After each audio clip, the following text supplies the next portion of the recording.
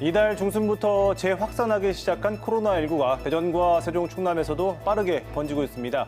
지난 열흘 새 우리 지역에서도 140명에 가까운 확진자가 나온 데 이어 급기야 대전시장과 세종시장, 지역 국회의원들까지 오늘 코로나19 진단 검사를 받았습니다. 대전과 세종 지역 관공서에 출입하던 지역의 한 인터넷 매체 기자가 확진 판정을 받았기 때문인데요.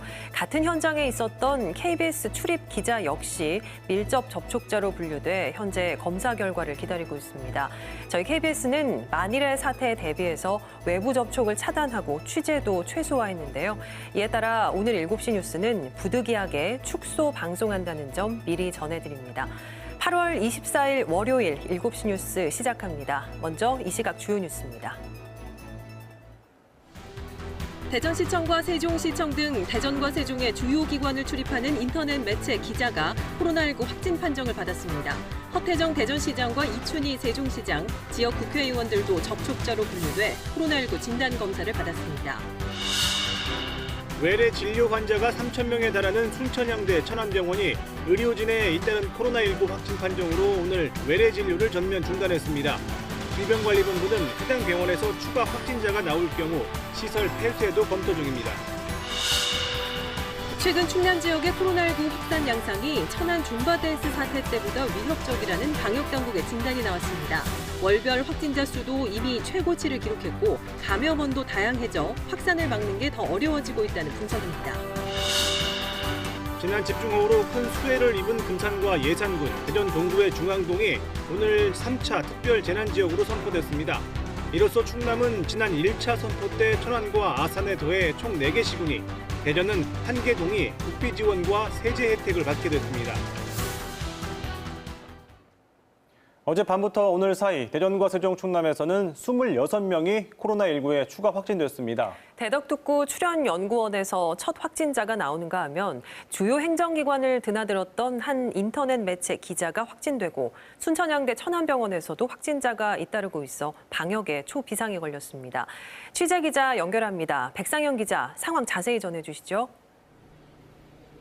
네, 어젯밤부터 오늘 사이 대전에서만 9명이 확진됐는데요. 이 중 대전 원내동에 사는 60대 여성인 한 인터넷 매체 기자가 확진됐습니다. 이 기자가 드나들던 대전시청, 세종시청, 대전교육청 등 주요 행정기관 기자실이 모조리 폐쇄됐습니다.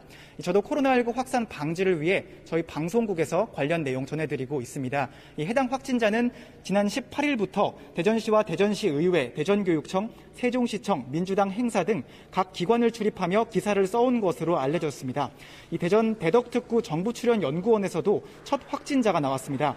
한국원자력연구원 행정직원이 가족과 함께 확진됐습니다. 세종에 거주하고 있는데 해외에서 입국해 확진된 여성의 남편으로 자녀 2명과 함께 확진됐습니다. 이 연구원은 대응 매뉴얼에 따라 심각 단계를 발령하고 대전 본원을 오늘 하루 휴원했습니다. 또 한국연구재단에서도 30대 남성 직원이 확진됐습니다. 충남에서는 순천향대학교 천안병원을 중심으로 확진자가 잇따르고 있는데요. 어젯밤부터 오늘까지 모두 14명이 확진됐습니다. 이 가운데 순천향대 천안병원과 관련해 의료진인 간호사 6명과 접촉자인 가족 1명 등 7명이 확진됐습니다. 지금까지 대전에서 KBS 뉴스 백상현입니다. 들으신 것처럼 대전과 세종시의 주요 기관과 민주당 행사장을 드나들며 취재했던 세종 지역의 한 인터넷 매체 기자가 코로나19 확진 판정을 받으면서 지역 정관계가 발칵 뒤집혔습니다. 허태정 대전시장과 이춘희 세종시장 등 지역 단체장들은 물론 대전 지역 민주당 국회의원들도 줄줄이 진단검사를 받았습니다. 이정은 기자가 보도합니다. 지난 18일 대전에서 열린 더불어민주당 대전시당 대의원 대회. 행사를 취재했던 인터넷 매체 기자 1명이 어젯밤 코로나19 확진 판정을 받았습니다. 박영순 시당위원장을 비롯해 행사에 참석했던 대전 지역 국회의원 6명이 일제히 진단검사를 받았고 자가격리 상태에서 결과를 기다리고 있습니다. 신임 시당위원장을 뽑는 자리로 허태정 대전시장과 각 구청장 등 민주당 소속 단체장도 대부분 참석했는데 검사 결과 모두 음성 판정을 받았습니다. 이날 행사 참석자는 대부분 일상 접촉자로 분류돼 음성 판정을 받으면 자가격리에서 해제됩니다. 밀접 접촉자는 없는 걸로 일단 보건당국 쪽에서 연락을 받았고, 하지만 예방 차원하고 확인 차원에서 진단검사를 실시했고요. 확진된 기자는 지난 15일 인천을 방문한 뒤 이튿날부터 기침과 인후통 등 증상이 있었지만 검사를 받기 전까지 일주일 동안 대전시청과 교육청은 물론 세종시청 등을 출입한 것으로 확인됐습니다. 이 때문에 해당 관공서 기자실이 모두 폐쇄됐고 공무원과 기자 등 접촉자 수백 명이 검사를 받았습니다. 특히 기자실에서 정례 브리핑을 했던 이춘희 세종시장과 대전 지역 방역 책임자인 대전시 보건복지국장은 밀접 접촉자로 분류돼 음성 판정이 나왔지만 앞으로 2주간 자가격리가 불가피해 방역 공백이 우려됩니다. 한편 대전 고법과 지법도 2주간 휴정에 돌입하는 등 코로나19의 무차별적인 확산에 관공서 업무마저 비상이 걸렸습니다. KBS 뉴스 이정훈입니다. 네, 앞서 전해드린 것처럼 지역의 한 인터넷 매체 기자가 오늘 코로나19 확진 판정을 받으면서 이 해당 기자가 출입했던 대전시청과 다른 관련 기관 또 다른 언론사들까지 비상이 걸렸습니다. 일단 대전시청과 구청, 경찰청 등이 기자실을 오늘 긴급 폐쇄했고 또 이 확진자와 접촉한 다른 기자들 역시 보건소와 선별진료소를 찾아서 현재 검사를 받고 있는 상황입니다. 긴급 대담 시간을 마련을 했습니다. 문인환 대전시 감염병 관리과장 전화 연결해서 관련 내용 좀 더 이야기 나눠보겠습니다. 과장님 나와 계십니까? 네, 대전시 감염병 관리과장 문인환입니다. 예, 인터넷 매체 기자가 첫 증상이 발현한 날이 16일이죠. 그리고 17일이 대체 휴일이었고요. 그리고 18일부터 여러 기관을 출입한 것으로 조사가 됐는데 지금 대전시 상황이 어떻습니까? 예, 현재 그 대전시는 확진자가 방문한 시설에 대해서는 방역 후 폐쇄가 바로 이루어졌고요. 네. 역학조사 결과 또 밀접 접촉자로 그 분류된 공무원을 포함해서 19명이 자가격리 대상으로 지금 현재 자가격리 중이고요. 예. 단순 검사 대상으로는 공무원 12명과 기타 포함해가지고 15명이 금일 많은 검사를 받았습니다. 아울러서 그 시청 내 그 이동 동선과 관련해서는 저희가 파악을 해서 예. 소독이 완료되었고요. 차분한 상황입니다, 지금은. 소독이 완료되면 시청은 그대로 이용할 수 있는 겁니까? 예, 그렇습니다. 다만 이제 앞에서 말씀드렸다시피 그 확진자가 방문한 구역은 예. 성격상 조금 잠시 일시적으로 당분간은 좀 폐쇄될 예정입니다. 예. 오늘 오후에 허태정 대전시장님도 검사를 받은 것으로 저희가 알고 있습니다. 결과는 어떻게 나왔습니까? 예, 결과는 뭐 다행스럽게 예상했던 대로 음성이 나왔고요. 예. 원래는 그 접촉 공무원과의 간접 접촉이기 때문에 단순 검사 대상이었습니다. 예. 그래서 뭐 예상은 했지만 다행히 이제 음성이 나온 상태입니다. 시장님께서 음성이시면 바로 자가격리도 해제가 되는 겁니까? 예, 그 자가격리 대상은 아니었고요. 당초부터. 그렇기 때문에 검사가 음성이 나왔기 때문에 정상적으로 이제 업무에 임하시면 됩니다. 예. 대전시장께서 음성인 거는 오늘 다행인데 예. 또 보건복지국장께서 현재 그 검사를 받고 음성을 받았지만 자가격리를 하고 있잖아요. 예, 맞습니다. 이렇게 되면은 그 보건행정의 어떻게 보면 최고 결정권자일 수도 있는데 이 행정 공백 우려는 없는 겁니까? 예, 그렇게 생각할 수도 있는데요. 예. 저희가 그 지금 8월 7일자로 사실은 여러 가지 그 감염병 그 유행에 대비해서 감염병 관리과를 전문과를 신설을 했어요. 네. 이전부터 그 자체적으로 준비해온 매뉴얼이 있고 그대로 하고 있기 때문에 물론 이제 지금 자가격리가 이제 9월 1일까지 진행이 되는데요. 다소 이제 뭐 여러 가지 과정에서 예. 관리상의 문제는 있지만 큰 문제는 감염병 관리라든지 보건행정하는데 큰 문제는 없습니다. 예. 예. 예, 지역 내 감염 상황으로 다시 화제를 돌려보겠습니다. 지난 주말 사이에 그 지역에서 발생한 확진자들을 보면 대부분 N차 감염이었습니다. 이 상황을 어떻게 보고 계십니까? 예, 이제 N차 감염이 사실상 그 갈수록 늘어나고 있는 것이 사실이고요. 예. 사실은 그 여러 가지 이 앞에서도 이제 그 중대본이라든지 당대본에서도 예. 이런 거에 대해서 예측을 한 사실입니다. 사실은 많이 얘기를 해왔고요. 예. 우리 시도 8월 14일 이후에 그 발생 현황을 보면 예. 56명의 확진자 중에서 감염이 주로 이제 수도권 등 외부 요인에 의해서 발생이 됐거든요. 예. 그것이 한 65% 되고요. 예. 한 20명 정도가 이제 조사 중인데 이 중에는 이제 많은 부분들이 갈수록 N차 감염 부분이 이제 나타나는 그런 상황 중에 있습니다. 대전에서 지난 네. 5월과 6월에 방문 판매 업소발 코로나 사태가 있었잖아요. 그때와 비교할 때 지금이 더 엄중하다고 볼 수 있습니까? 근데 그때는 이제 그 수도권에서 이제 지금도 많은 부분이 마찬가지지만 그 당시에는 수도권에서 유입이 돼서 이제 전파가 됐고 그 전파가 N차 감염으로 지속됐거든요. 예. 근데 이제 지금은 사실은 그 방판이라든지 이런 데에 한정하지 않고 우리 일상에서 생활하는 삶의 터에서 네. 산발적으로 많이 이루어지고 있어요. 예. 그래서 이제 이런 부분들이 그때하고는 굉장히 다르다. 그렇게 볼 수 있는 거죠. 그리고 더 심각하다 이렇게 진단할 수가 있겠죠. 예. 예. 또 지금 전국적으로 광화문 집회하고 또 서울 사랑제일교회 관련한 확진자들이 이어지고 있습니다. 지금 대전에서도 광화문 집회에 참석한 인원들이 지난주에만 해도 한 1000여 명이 된다고 파악됐는데 현재 이분들 중에 몇 명 정도가 연락이 된 겁니까? 지금 저희가 이제 정확한 명단은요. 예. 한 708명 정도 명단이 확인이 됐고요. 예. 그 중에서 이제 294명 정도가 검사가 완료돼서 음성이 나왔습니다. 이제 예. 이 기준은 이제 일요일 기준인데요.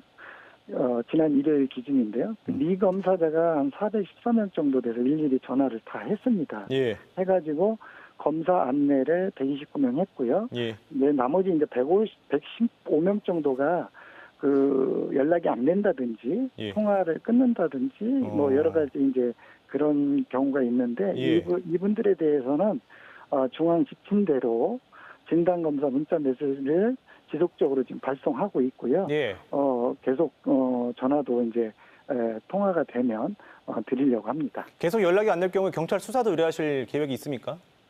아니 이 부분은 이제 수사 의뢰보다도요. 예. 이 부분은 이제 그 상당한 명단이 이 그 강화문 주변에서 있었던 기지국을 중심으로 그렇군요. 확인한 거기 때문에요. 수사의 대상은 아니고요. 예. 진단을 받도록 안내의 대상이 되는 거죠. 알겠습니다. 예. 원장님 오늘 말씀 여기까지 듣겠습니다. 고맙습니다. 예, 감사합니다.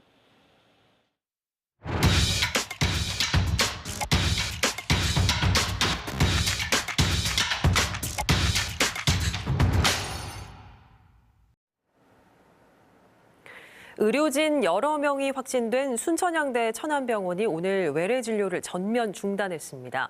국가감염병 전문병원이 마비되면서 불안감이 커지고 있는데요. 질병관리본부는 확진자가 더 나올 경우 시설 폐쇄까지 검토하고 있습니다. 보도에 최선준 기자입니다.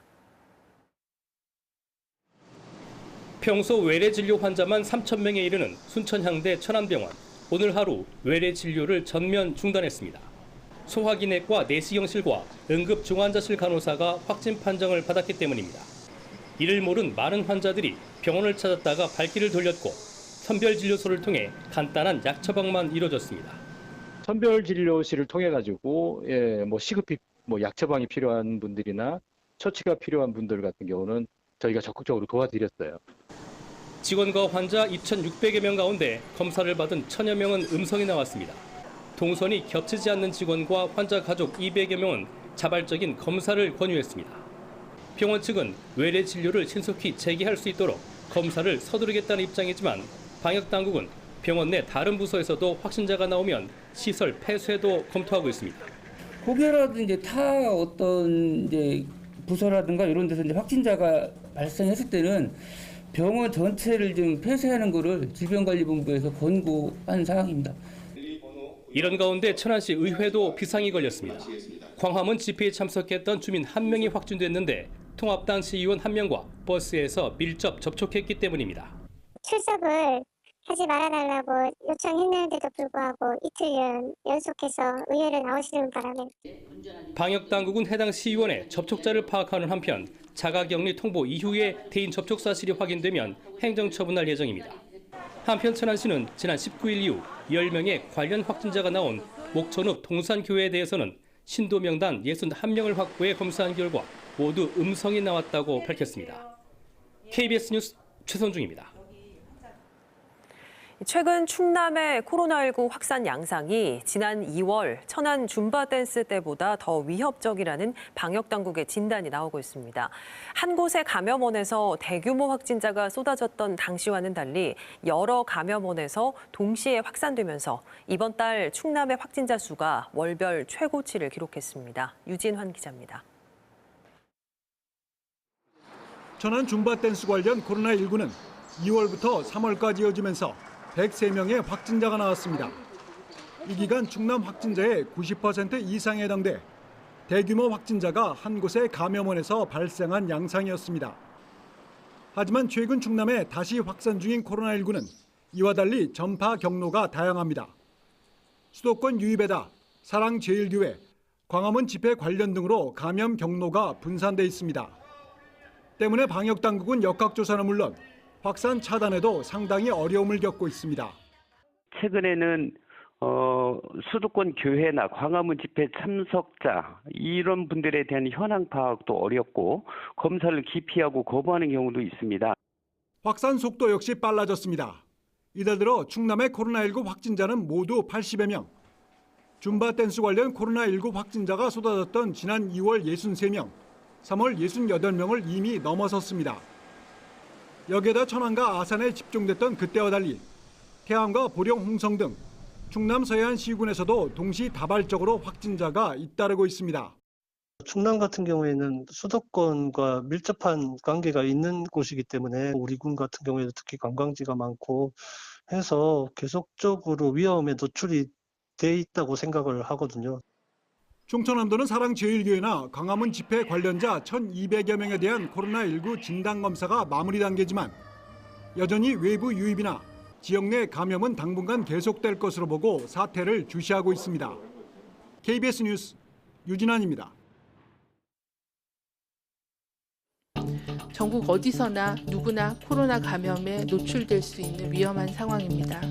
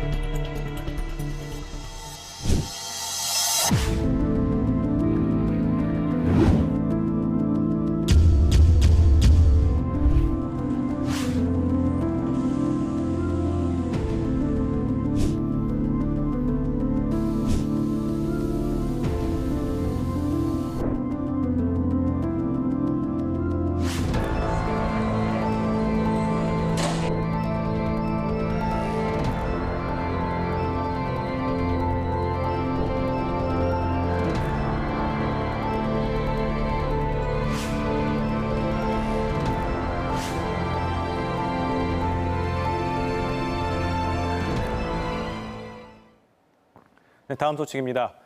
지난 집중호우로 큰 피해가 발생한 충남 금산군과 예산군 그리고 대전 동구 중앙동이 3차 특별 재난지역으로 선포됐습니다.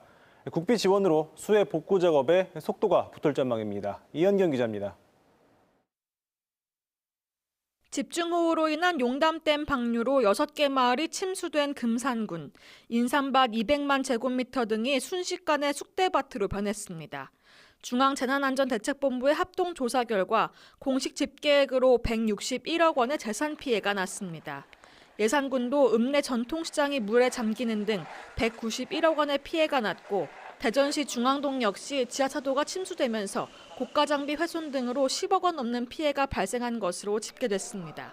이렇게 큰 수해를 입은 금산과 예산군, 대전시 중앙동이 3차 특별재난지역으로 선포됐습니다.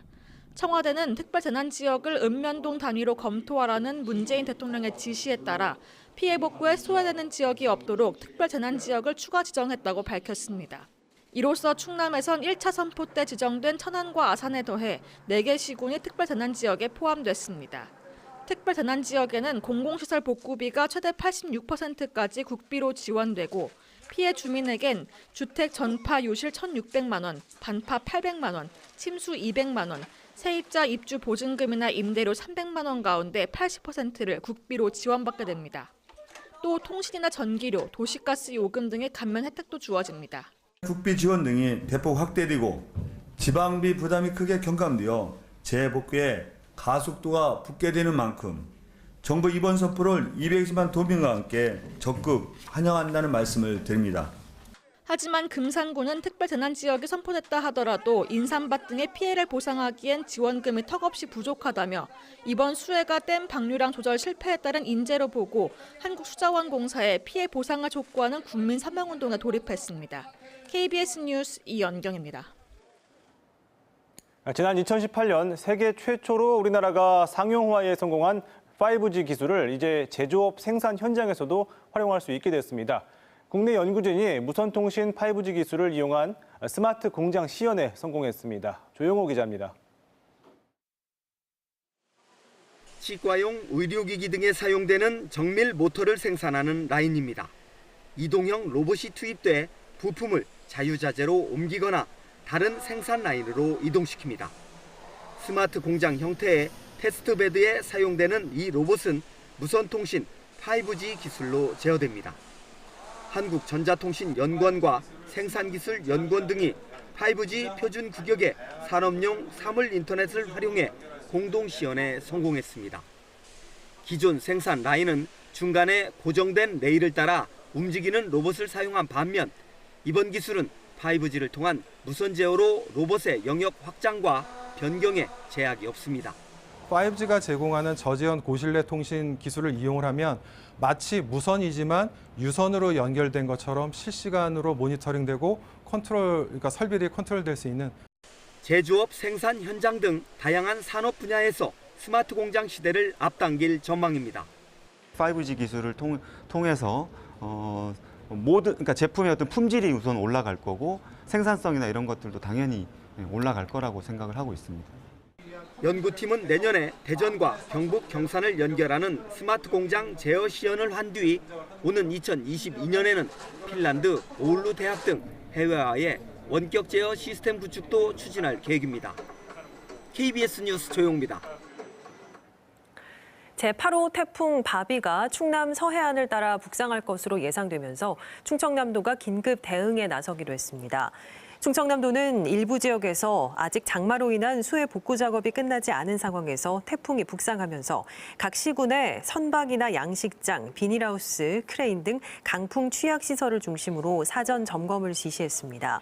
또 시군마다 태풍 대책을 점검하고 인명피해 우려 지역에 예찰과 사전 통제를 강화하는 한편 재난 문자를 통해 태풍 정보를 실시간으로 전달할 방침입니다. 대전과 세종, 충남 전 지역에 폭염주의보가 내려진 가운데 오늘도 35도 가까운 더위가 이어졌습니다.